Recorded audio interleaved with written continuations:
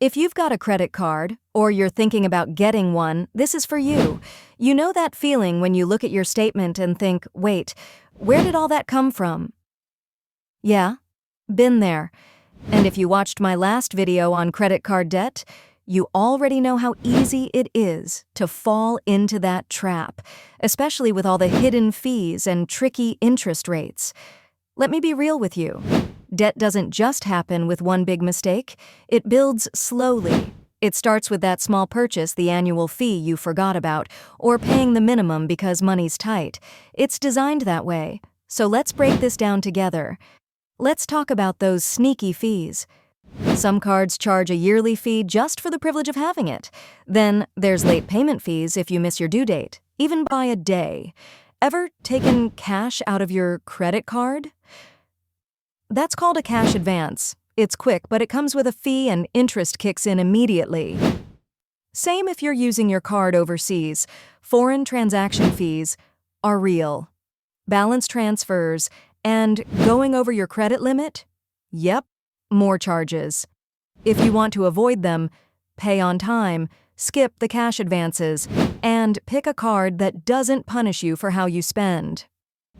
Now, the interest. That's the part that stings. Different types of interest kick in depending on how you use your card.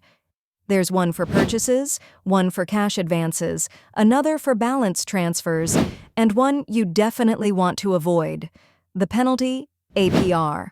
That one shows up if you miss payments and can make your balance blow up overnight.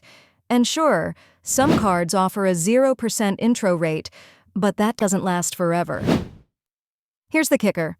If you only pay the minimum balance each month, you're basically renting your debt. You're not getting rid of it, you're just stretching it and paying way more in the process. Speaking of minimum payments, they sound helpful, but they're really not.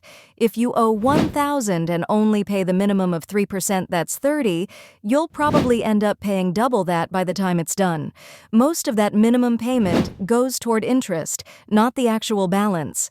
That's how people stay in the loop for years. So the goal? Try to pay more than the minimum.